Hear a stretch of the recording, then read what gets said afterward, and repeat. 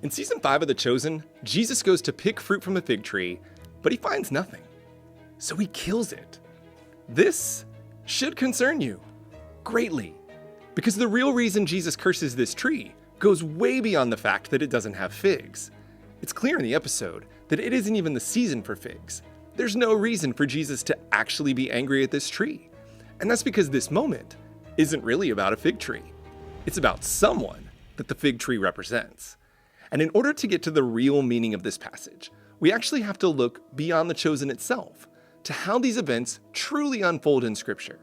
Because when we do, we'll discover important details that explain not only why this fig tree is so important, but also why this moment should actually concern us. Because there is something about this fig tree that, when we stop and think about it, is going to hit way too close to home. Let me show you.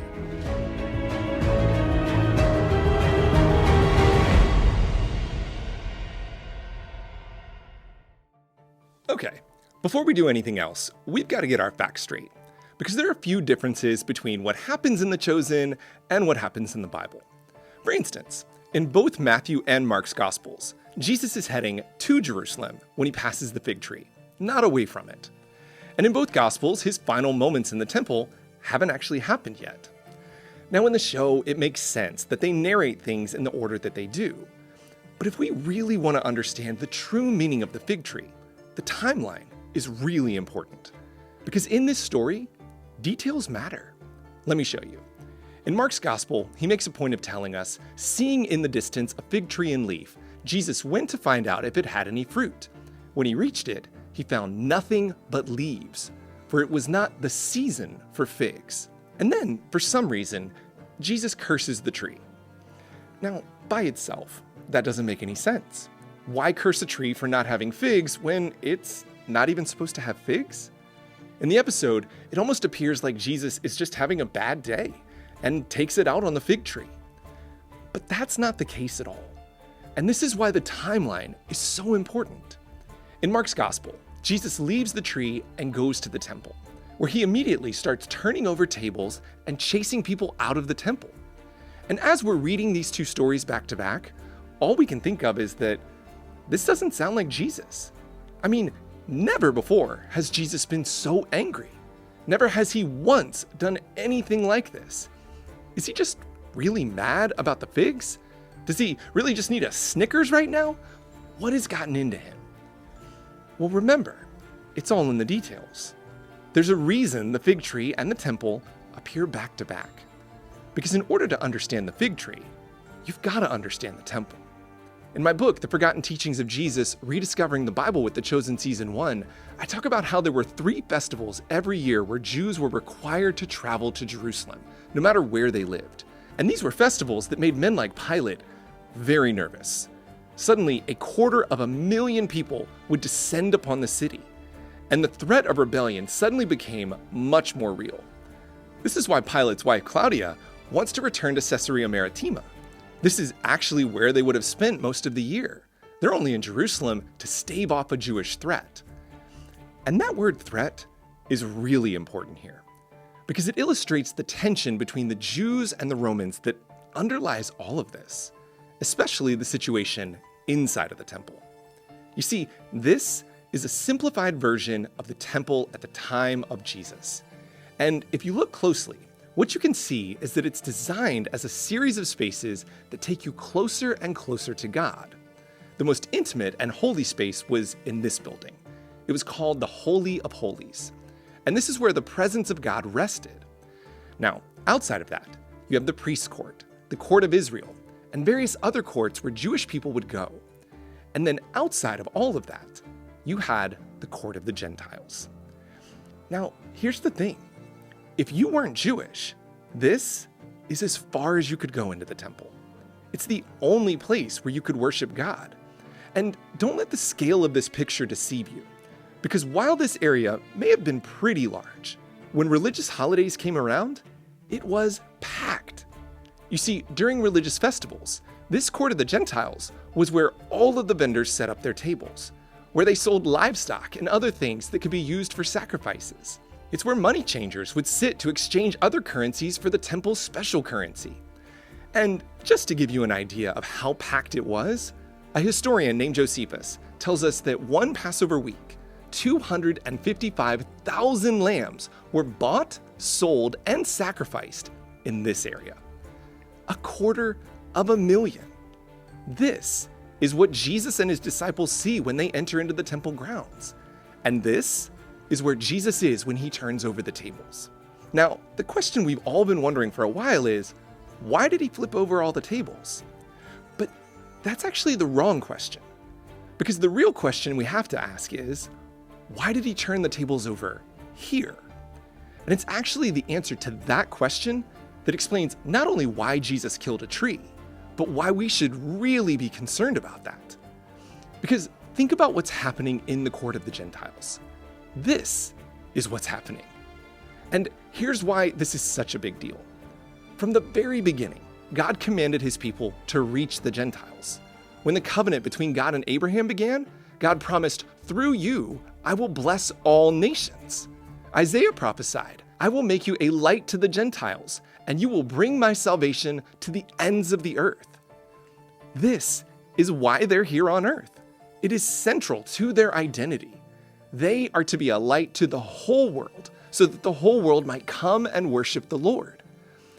But instead of helping the Gentiles come to know the Lord, they're preventing them. And this makes Jesus furious.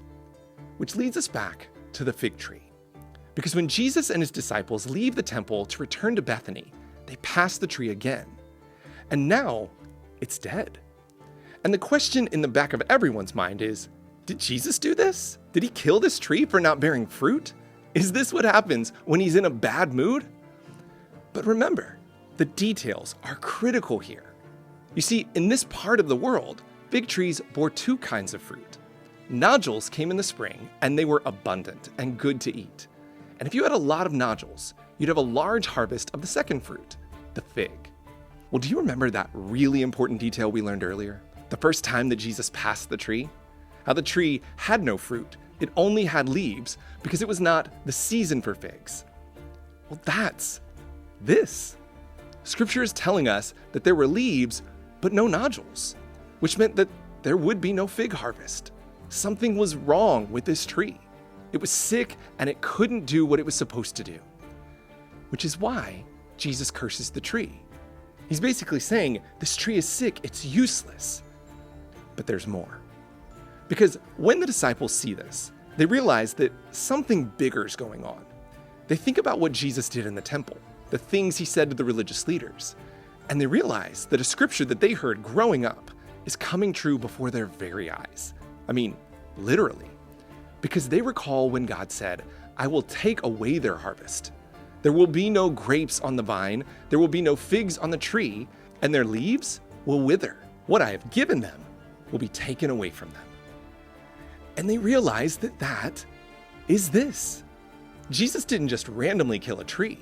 The whole thing, the fig tree, then the temple, then the fig tree again, all of this connects to something much bigger. The fig tree represents Israel, specifically its leaders. And just as sickness led to the destruction of this tree, the sickness inside of them is going to lead to their destruction. Rather than reaching the Gentiles, they're going to go to war with them. And within a generation, none of this will be left. And this is why this scene should concern us so much. Because it isn't only the religious leaders who are sick. Judas is sick. Copney is sick. The crowds that welcome Jesus in will soon be infected. Sickness is spreading. And let me just pause for a moment because I want you to know what this sickness is. Their sickness isn't just that they don't believe in Jesus. Their sickness is that they've forgotten their purpose. It's not just that they aren't bearing fruit. It's that they've forgotten that that's why they're here. And can I ask you, do you ever feel like that's us? Christians? Do you ever feel like we've forgotten why we're here? I mean, does it ever feel like we get so focused on going to church that we forget that we are the church? We're supposed to be the reflection of Jesus everywhere we go. His final words to us are, "Go and make disciples." But how many of us, if we're honest, can't remember the last time we made a disciple. I mean, have we too turned those responsibilities over to our religious leaders and forgotten how all of this began?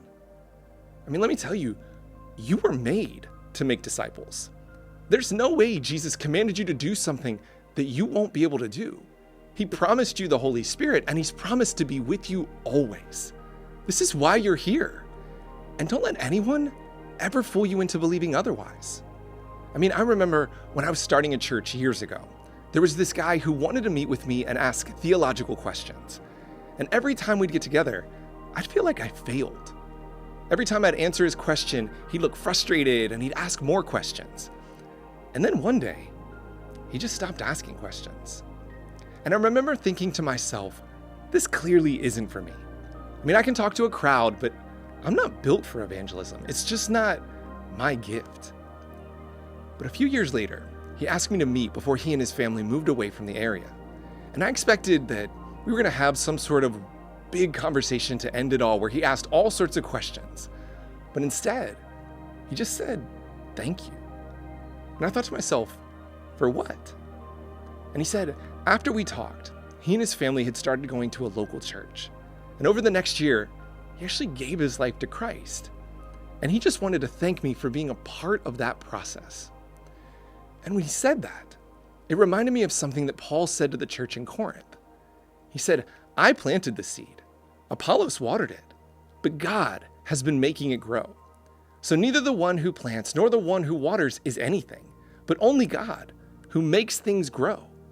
The one who plants and the one who waters have one purpose, and they will each be rewarded according to their own labor. For we are co-workers in God's service. You are God's field, God's building. You may not be some amazing evangelist, but you're a part of God's work of making disciples. God made you for this purpose, so claim it. And together, may we be part of God's work to build a kingdom not filled with withering fig trees, but an unbelievable harvest that produces 30, 60, and even 100-fold. Hey, if you enjoyed this video, then you're going to love my new book called The Forgotten Teachings of Jesus, Rediscovering the Bible with The Chosen Season 1. This book is going to show you amazing insights about the world of Jesus that are going to change the way that you watch The Chosen and the way you read the Bible. And if you go to brandonrobbinsministry.com/book and add your order number, you can also get study questions that will help you to dive even deeper into the show and even deeper into the Bible. Thank you so much for watching today. And if you'd like to see another video that's going to help you dive even deeper into the episodes of The Chosen, just click this link right here.